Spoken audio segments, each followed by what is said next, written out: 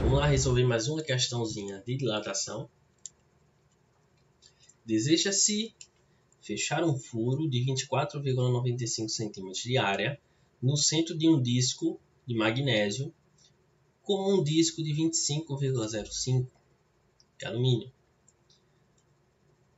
Para tal, pode-se aquecer o disco de magnésio e resfriar o disco de alumínio. Em seguida, colocar o disco no furo. Assuma que o módulo, as variações de temperatura que são submetidas ao alumínio e ao magnésio são iguais. E que os coeficientes de dilatação linear também são iguais. Determine o módulo do inteiro mais próximo, que representa a menor variação de temperatura necessária para colocar o disco de alumínio no furo.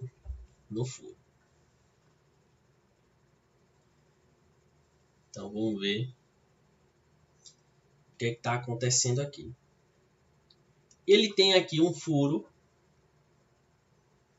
Esse furo ele tem uma área de 24,95 centímetros quadrados.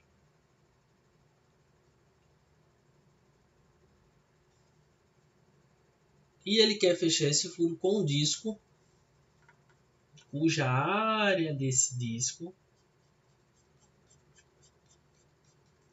ela é de 25.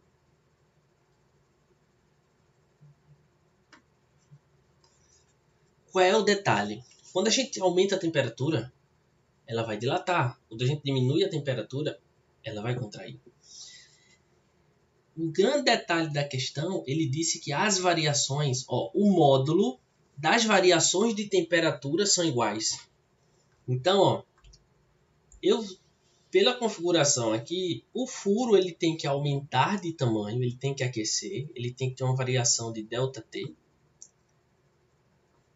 E a tampa, o disco, ele tem que diminuir a temperatura para ele se contrair de forma que ele caiba no furo. Então a minha variação de temperatura aqui tem que ser menos ΔT. Se eu considerei que a variação aqui foi ΔT, aqui foi menos ΔT.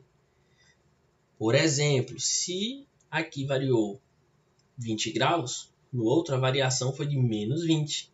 Diminuiu a temperatura. Então a variação é a mesma em módulo. Por isso que ele colocou aqui em módulo. Não tem como os dois aumentarem a temperatura. Não ia caber o disco no furo. Então o que é que a gente tem aqui? Que o comprimento, ou melhor,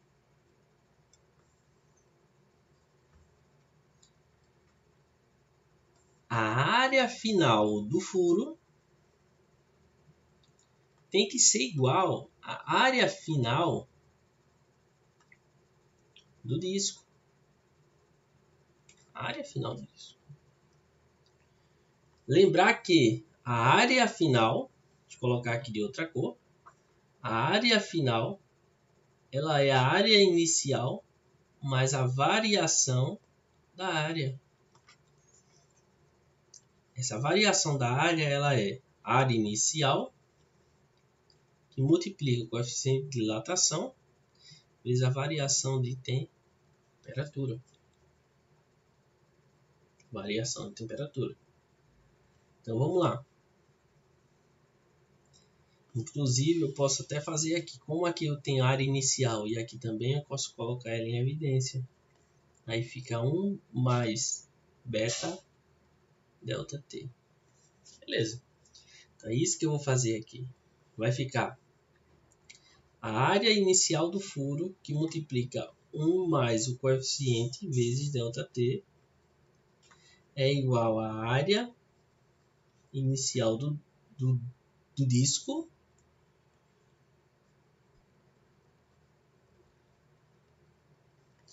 Um detalhe importante foi dado o coeficiente de dilatação linear, que é 25 vezes 10 a menos 6. A gente precisa multiplicar por 2 para achar o coeficiente de dilatação superficial, já que a gente está falando de área. Então vamos lá. Quem é a área inicial do furo?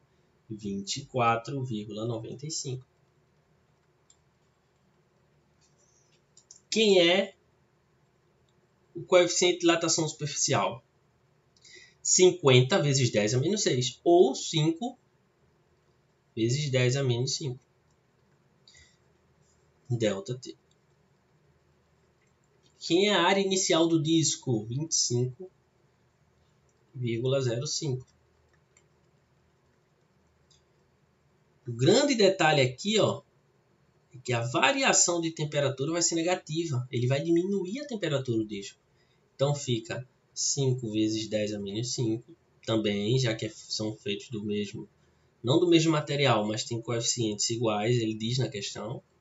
Só que a variação de temperatura aqui vai ser menos ΔT. Isso é a grande sacada da questão. Então, a gente pode fazer de algumas formas aí, que vai ficar o seguinte.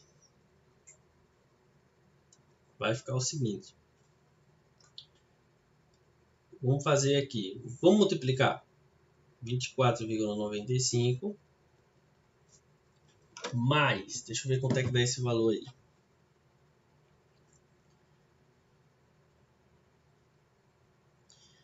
24,95 multiplica 5. Então ficou 124,75 vezes 10 a menos 5 ΔT.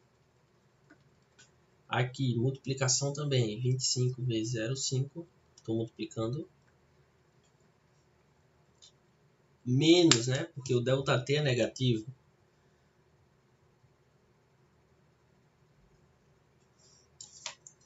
Cento e 25,25 ΔT. Organizando aí minha conta. Esse termo aqui que está negativo passa para o outro lado positivo. Somando com 124,75 fica 250 vezes 10 a menos 5 ΔT igual. E esse 24,95 que estava aqui eu passo para o outro lado subtraindo. Então fica 25,05 que subtrai 24,95. 0,1. Então, meu ΔT fica 0,1, que é a mesma coisa que 1 vezes 10 a menos 1, que divide 250 vezes 10 a menos 5. 10 a menos 1 dividido por 10 a menos 5 é 10 a quarta,